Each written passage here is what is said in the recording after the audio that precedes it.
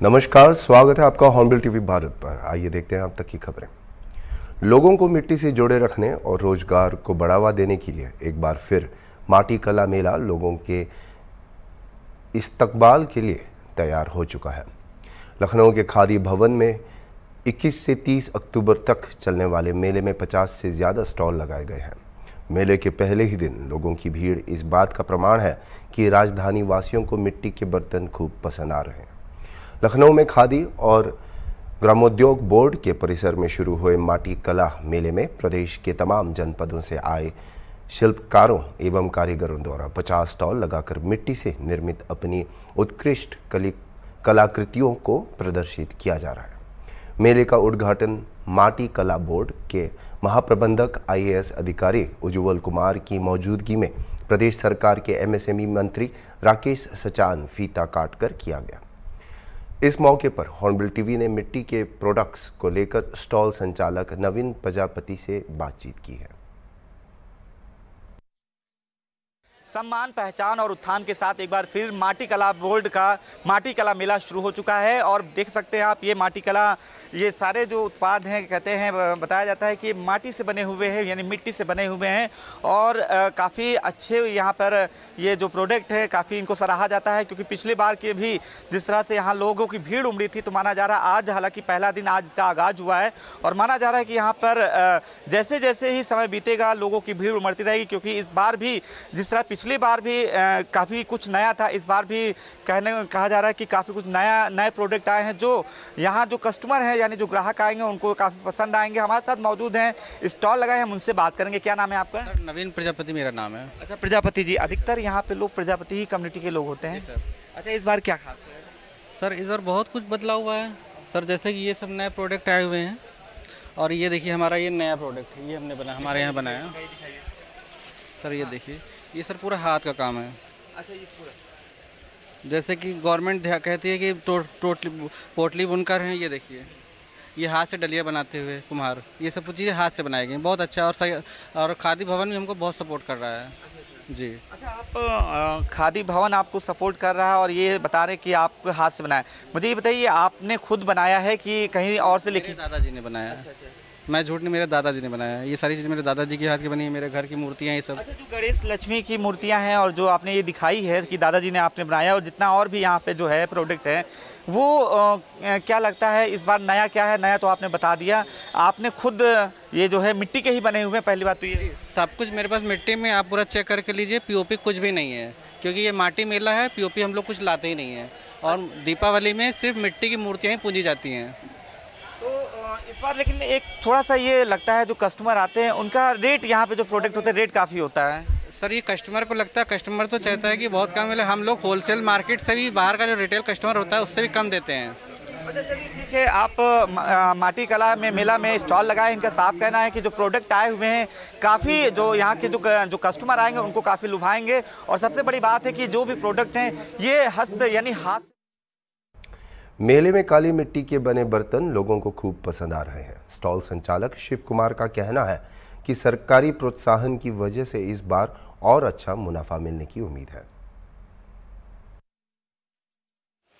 हम इस वक्त मौजूद हैं खादी भवन में और यहाँ पर आज से माटी कला मेला की शुरुआत हुई है, आगाज़ हो चुका है और 30 अक्टूबर तक की माटी कला मेला यहाँ पे चलता रहेगा। और देखिए यहाँ पर जो प्रोडक्ट हैं ये सब जितने भी पूरे या माटी कला मेला में जो भी स्टॉल लगे हुए हैं, यहाँ के जो प्रोडक्ट हैं हाथों से बनाए गए हैं और ख़ास तरह की मिट्टी का इसमें इस्तेमाल किया जाता है। और सरकार का अगर फोकस है, सरकार का फोकस ये है कि जो मिट्टी के जो उत्पाद हैं उनको सही पहचान मिले, सम्मान मिले और इसका उत्थान हो। और इसी तीनों थीम के साथ ही माटी कला बोर्ड की जो मेला है उसकी शुरुआत भी हुई है। और देख रहे हैं कितने सुंदर सुंदर ये जो बर्तन हैं जो आपको दिख रहे हैं, काले रंग में हैं, लेकिन ये सभी जो है मिट्टी के बने हुए हैं, इसमें मेटल का इस्तेमाल नहीं किया गया है और काफ़ी ये जो है अट्रैक्टिव भी हैं, काफ़ी आकर्षक हैं। और ये माना जा रहा है कि जो यहाँ के जो लोग लगाए हुए हैं इनका कहना है कि इस बार जो है जो ग्राहक आएंगे उनको काफ़ी ये पसंद भी आएगा। हमारे साथ मौजूद हैं इसके स्टॉल के संचालक, उनसे बात करें। क्या नाम है इधर आइए? शिव कुमार प्रजापति। शिव कुमार जी, आपने पिछली बार भी यहाँ पर अपने उत्पाद लगाए थे, प्रोडक्ट लगाए थे। पहले तो ये जो प्रोडक्ट आप दिखा रहे थे, अभी बना रहे थे, इसमें क्या खास है, किस मिट्टी के बने हुए हैं इसके बताइए। ये काली चिकनी मिट्टी के बने हुए हैं। ये झरना है, इसमें मोटर, जो कूलर में मोटर लगती है, पानी वाली मोटर लगती है, पानी चलता रहता है, रिवर्स होता रहता है, देखने में अच्छा लगता है। शिव कुमार जी, जो आम तरह की जो मिट्टी होती है, जो नॉर्मल मिट्टी होती है, नॉर्मल मिट्टी से हट कर ये काली मिट्टी क्या होती है, इसमें खासियत क्या होती है? इसकी पकड़ बहुत अच्छी होती है, फटती नहीं है। जैसे कोई बड़ा पीस बनाए हैं तो आप फटेगा नहीं है, और जो ये नॉर्मल मिट्टी होती है बालू मिला हुआ होता है तो ये बड़ा पीस बनाएंगे फट जाएगा। ये मजबूती से पकड़ होती है इसमें काली चिकनी मिट्टी में। अच्छा, पिछली बार आपने भी स्टॉल लगाया था, क्या एक्सपीरियंस रहा था? कितनी आप लोगों को, जो ग्राहकों को वाकई में ये भाए थे, और क्या उम्मीद करते हैं इस बार? पहले तो पिछली बार का एक्सपीरियंस बताइए, और इस बार उम्मीद क्या करते हैं? हम तो शुरुआत से लगा रहे हैं, बहुत अच्छा मेला चलता है यहाँ पे। अब तो और प्रचार प्रसार हो गया, 3-4 साल हो गए हैं। बहुत अच्छा रिस्पांस रहा था पिछले साल का। इस बार की क्या उम्मीद रखते हैं? बहुत अच्छा रिस्पांस जाएगा। कैसे रिस्पांस अच्छा जाएगा, लेकिन कोई उम्मीद तो है, क्या चाहते हैं, किस तरह से अच्छा जाएगा? हर साल की अपेक्षा अब की बार सजावट भी अच्छी है इसकी, और जो ये टेंट वेंट लगा है बहुत अच्छा लगा है।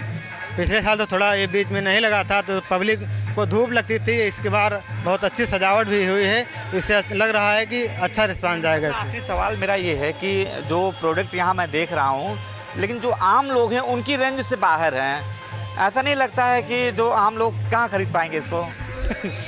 नहीं, ये जो रेट बताया हमने, ये इसमें डिस्काउंट हो जाएगा जो लेना चाहेंगे।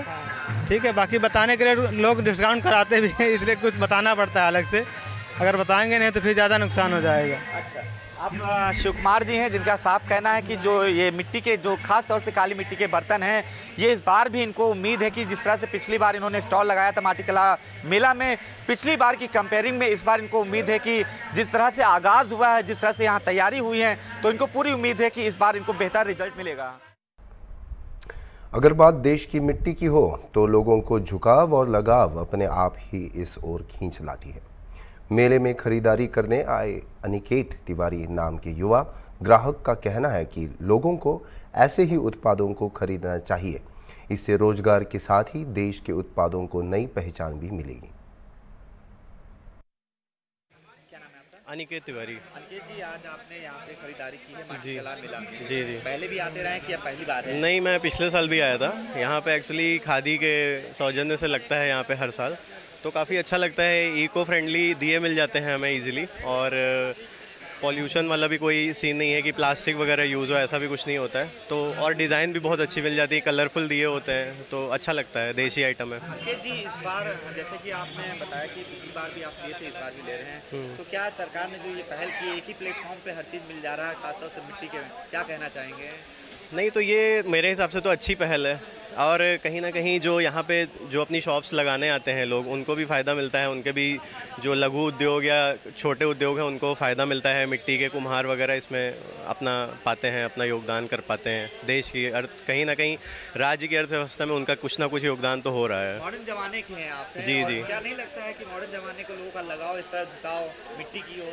नहीं, बिल्कुल मेरे हिसाब से तो सबका झुकाव मिट्टी की ओर होना चाहिए। देश की मिट्टी की तरफ तो पहला झुकाव होना चाहिए। जितने भी जो विदेश से आइटम आते हैं, अगर वो हम लोग लेना कम कर दें और अपने देश की चीज़ों को बढ़ावा देंगे कहीं ना कहीं, तो उससे फ़ायदा तो हम ही लोगों का है ना। ठीक। इस बीच प्रदेश सरकार के एमएसएमई मंत्री राकेश सचान ने मेले में लगे स्टॉलों का बारीकी से निरीक्षण किया और लोगों को टूल किट का प्रमाण पत्र भी दिया। इस दौरान हॉर्नबिल टीवी ने मंत्री राकेश सचान से एक खास बातचीत की। उत्तर प्रदेश सरकार के मंत्री राकेश सचान जी हमारे साथ, उनसे बात करें। सर, 2018 के बाद जो पहचान मिली है, ये दो हस्तशिल्पों कारीगरों को एक वैश्विक मंच मिला है, और काफ़ी अभी हमने बात की लोगों से, काफ़ी खुश रहते हैं, कह रहे थे कि पहले जो रिस्पांस मिला था, इस बार जो सरकार ने जो प्रोत्साहन किया है, अच्छा उम्मीद है उन्हें, क्या करेंगे? देखिए, माटी कला बोर्ड के गठन के बाद लगातार सरकार जो है हमारे मिट्टी के जुड़े बर्तनों को वो नहीं हो पाएगा। वीडियो जाने अनिल सैनी के साथ अनुज चौधरी, हॉर्नबिल टीवी, लखनऊ। उत्तर प्रदेश की 9 विधानसभा सीटों पर उपचुनाव होने वाले हैं, जिसके लिए तारीख का ऐलान भी कर दिया गया है। ऐसे में सभी पार्टियां कमर कसती हुई दिखाई दे रही हैं। जहां लोकसभा चुनाव की तरह उपचुनाव में भी कांग्रेस और सपा एक साथ चुनावी मैदान में उतर रही है, वहीं भाजपा भी आरएलडी के साथ चुनाव लड़ रही है। इसी चुनावी माहौल के बीच मुख्यमंत्री योगी आदित्यनाथ उत्तर प्रदेश में ताबड़तोड़ प्रचार करने वाले हैं। इसके साथ ही वह कई जनसभाएं भी करेंगे। यही नहीं, सीएम योगी के साथ साथ यूपी के दोनों डिप्टी सीएम ब्रजेश पाठक और केशव प्रसाद मौर्य भी रैलियां करेंगे। मुख्यमंत्री की रैली से पहले यूपी में भाजपा के मंत्री माहौल बनाने का काम करेंगे। ऐसे में कहा जा सकता है कि बीजेपी उपचुनाव के लिए पूरी तैयारी में जुट गई है और वोटर्स को साधने की कवायद भी बीजेपी ने शुरू कर दी है। चिलचिलाती धूप तो कहीं बेतहाशा गर्मी, कहीं तापमान 45 डिग्री तो कहीं उससे भी अधिक। लेकिन इस बीच लोकसभा चुनाव के दौरान उत्तर प्रदेश के मुख्यमंत्री योगी आदित्यनाथ लगातार जनसभाएं करते रहे, रैलियों को संबोधित करते रहे और स्टार प्रचारक के रूप में उत्तर प्रदेश में उभर के सामने आए। इस दौरान मुख्यमंत्री योगी आदित्यनाथ ने 12 राज्यों में 400 से अधिक रैलियां करी। अब ऐसे में उपचुनाव नजदीक है, तारीखों का ऐलान हो गया है। 13 नवंबर को उत्तर प्रदेश की 9 विधानसभा सीटों पर उपचुनाव होगा। उसमें सीएम योगी आदित्यनाथ की डिमांड बढ़ गई है। कहा जा रहा है कि चुनावी प्रचार के लिए मुख्यमंत्री योगी आदित्यनाथ सबसे मजबूत प्रचारक के रूप में सामने आएंगे, क्योंकि पिछले लोकसभा चुनाव में जिस तरह से सीएम योगी ने 400 से अधिक रैलियां करी थी, तो उसके बाद से सीएम योगी आदित्यनाथ की डिमांड पूरे देश के अलग अलग जगहों पर बढ़ चुकी है। ऐसे में आपको बता दें कि इस लोकसभा चुनाव के दौरान 54 दिन तक मुख्यमंत्री योगी आदित्यनाथ खुद निरंतर आमजन के बीच में पहुंच रहे थे। इतने दिनों में उन्होंने 170 चुनावी कार्यक्रम करे और उसके साथ साथ 12 राज्यों में उनकी चुनावी जनसभा रही। मुख्यमंत्री योगी आदित्यनाथ ने 137 जनसभा, 15 प्रबुद्ध सम्मेलन और 12 रोड शो किए। इसके अलावा काशी में नारी वंदन कार्यक्रम में भी शामिल हुए थे।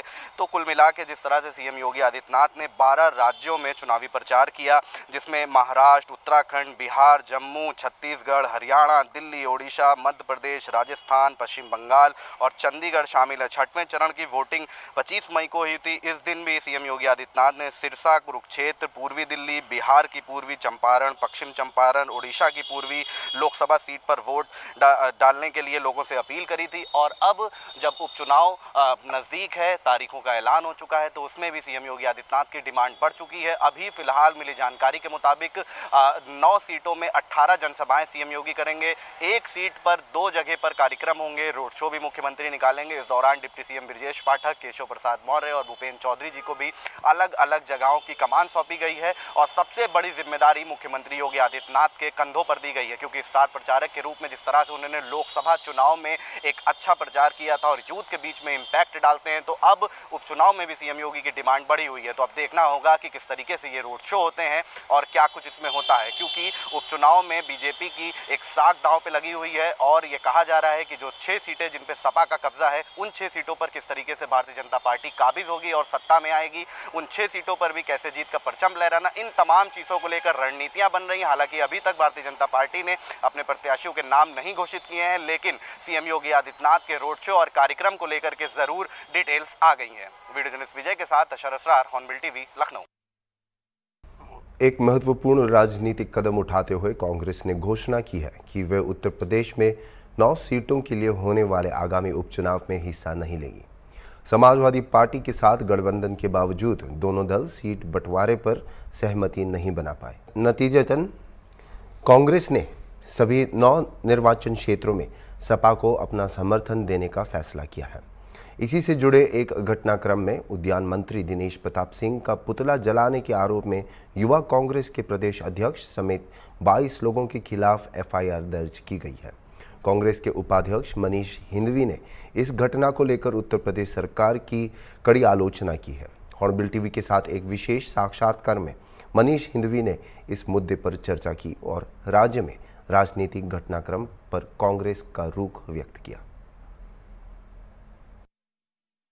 उत्तर प्रदेश के उपचुनाव को लेकर तैयारियां जोर शोर से चल रही। इसी मुद्दे पर बातचीत करने के लिए हमारे साथ मनीष हिंदवी जी हैं, वाइस चेयरमैन है मीडिया पर्सन के कांग्रेस के। इनसे बात करेंगे, इनका क्या कहना। सर, क्या लग रहा है कितनी सीटों पर, अब तो सीट की बात नहीं है, अब तो यहाँ समर्थन की बात आ गई है, क्योंकि जिस तरीके से कांग्रेस का स्टेटमेंट कहीं ना कहीं क्लियर नज़र आने लगा है कि 10 सीटों पर सपा लड़ेगी लेकिन कांग्रेस समर्थन करेगी। इसको आप कैसे देखते हैं? नहीं, ये आधिकारिक बयान नहीं है और अभी ऊपर से आदेश नहीं आया है, अभी इस पर बातचीत चल रही है। तो मुझे लगता है इंतज़ार करना चाहिए जब तक आधिकारिक बयान ना आ जाए। और हम पूरी तरीके से इंडिया गठबंधन के साथ हैं, उस सोच के साथ हैं जिस सोच के तहत इंडिया गठबंधन का गठन हुआ कि भाजपा की तानाशाही जो मतलब एक तरीके से ताकत बना दी है इन्होंने, जिस तरीके से संविधान को खत्म करने की बात हो रही है, जिस तरीके से आम आदमी के अधिकारों का दमन हो रहा है, जिसके लिए राहुल जी पूरे देश में लड़ रहे हैं, हम उस सोच के साथ हैं और उस सोच के तहत हम इंडिया गठबंधन को मजबूत करना चाहते हैं। क्या कहना चाहेंगे दिनेश प्रताप सिंह के सामने जो पुतला फूका गया उसके ऊपर 22 लोगों पर FIR दर्ज हो गई है कल, इस पर आप क्या कहेंगे? इसी तानाशाही की तो बात मैं कर रहा हूँ। दिनेश प्रताप सिंह ने हमारी नेता आदरणीय प्रियंका गांधी के खिलाफ अभद्र टिप्पणी करी, तो क्या उस टिप्पणी के खिलाफ प्रदर्शन का अधिकार भी हमारा नहीं रह गया? एक तो आपने अपने मंत्री के खिलाफ एक्शन नहीं लिया, ये आपकी महिला विरोधी सोच को बताता है कि आप महिलाओं से किस तरीके का कुंठा का भाव रखते हैं। एक महिला के खिलाफ अभद्र टिप्पणी आपका मंत्री करता है, आप उसको बर्खास्त भी नहीं करते अपनी मंत्रिमंडल से, और अगर हम उसका विरोध कर रहे हैं तो आप FIR हमारे खिलाफ करेंगे। क्या लग रहा है उपचुनाव की रणनीति क्या लग रहा है इस बार? कितनी सीटें इंडिया गठबंधन निकाल पाएगी? क्या तैयारियां आप लोगों की चल रही है? इलेक्शन नहीं लड़ रहे लेकिन समर्थन तो रहेगा, तो कैसे समर्थन आप देखते हैं इसको पूरे उपचुनाव में? क्योंकि बीजेपी भी जिस तरीके से अपने प्रत्याशियों का नाम घोषित नहीं किया, लेकिन जल्द से जल्द उनके भी प्रत्याशियों के नाम घोषित कर दिए जाएंगे। हमने 10 सीटों पर अपना संविधान बचाओ संकल्प सम्मेलन कर लिया है। हमने बूथ लेवल के कार्यकर्ता बना लिए हैं। हमने बूथ लेवल के कार्यकर्ताओं का हर 10 पर एक लीड BLA बना लिया है। हम पूरी तरीके से तैयार हैं भाजपा को जवाब देने के लिए। हम पूरी तरीके से तैयार हैं इंडिया गठबंधन में मिलकर चुनाव लड़ने के लिए। क्या कहना चाहेंगे बहराइच मामले पर? जिस तरीके से बहराइच का जो दंगा था वो कहीं ना कहीं तूल पकड़ता गया और उपचुनाव भी था, लेकिन साफ तौर पर जिस तरीके से सरकार की तरफ से नोटिस से चिपका दी गई थी वहाँ पर दंगा किए थे 22 घरों को, लेकिन सुप्रीम कोर्ट हाईकोर्ट की तरफ से रोक लगा दिया गया है, क्योंकि जिस तरीके से अतिक्रमण हटाने का अभियान का जो आदेश था अधिकारियों को दिया गया था, अब उस पर रोक लगा दी गई घरों को तोड़ने के लिए। 7 साल से आपकी सरकार है, 7 साल से वो अवैध नहीं थे, आज अचानक से अवैध हो गए। सुप्रीम कोर्ट ने कहा है कि किसी भी आरोपित का मकान सिर्फ इसलिए नहीं तोड़ा जा सकता कि वो आरोपित है, क्योंकि उस मकान में बच्चे भी रहते हैं, पत्नी भी रहती है, बूढ़े माँ बाप भी रहते हैं। इसी तानाशाही की तो बात मैं बार बार कर रहा हूँ, क्योंकि आप किसका घर गिरा देना चाहते हैं? उसमें हिंदू मुस्लिम दोनों लोगों के घर हैं। सवाल हिंदू मुसलमान से ज्यादा इनकी इस तानाशाही सोच की है जिसके तहत ये पूरा प्रदेश चलाना चाहते हैं। बाकी तो हिंदू मुसलमान इन्हें इसलिए करना है क्योंकि और कुछ इनके पास है नहीं, विकास ये करते नहीं है, काम ये करते नहीं, लॉ एंड ऑर्डर कंट्रोल में नहीं है, तो जाहिर सी बात है कि इन्हें हिंदू मुसलमान करके चुनाव जीतना है। सरकार तो कह रही है कानून व्यवस्था एकदम दुरुस्त नजर आ रही है उत्तर प्रदेश में, किसी को कोई दिक्कत नहीं है। आप कैसे कह रहे हैं कि दुरुस्त नहीं? एक NCRB है जो केंद्र सरकार के तहत काम करती है, उस NCRB ने कहा है कि उसके आंकड़े हैं कि उत्तर प्रदेश में अपराध घटने के बजाय बढ़ गए हैं। वो कहती है कि पूरे देश में जितने महिलाओं के खिलाफ अपराध होते हैं 1/4 अकेले यूपी में होते हैं। तो ये तो ना हम कह रहे हैं ना कोई और पार्टी कह रही है, तो NCRB कह रही है, तो इसका मतलब सरकार, केंद्र सरकार की एजेंसी झूठ बोल रही है, वो आंकड़े फर्जी हैं। बिल्कुल साफ तौर पर जो 10 सीटों पर उपचुनाव, 9 सीटों पर उपचुनाव की जो तैयारियां हैं वो जोर शोर से चल रही हैं। अब देखना होगा कि कब चुनाव के जो नतीजे होंगे वो क्या सामने आते हैं। सपा और कांग्रेस का जो गठबंधन है उसमें वो दोनों लोग मिलकर कितनी सीटें निकालते हैं, बड़ी बातें हैं। वीडियो जर्नलिस्ट विजय के साथ निहाल पांडे, हॉर्नबिल TV, लखनऊ।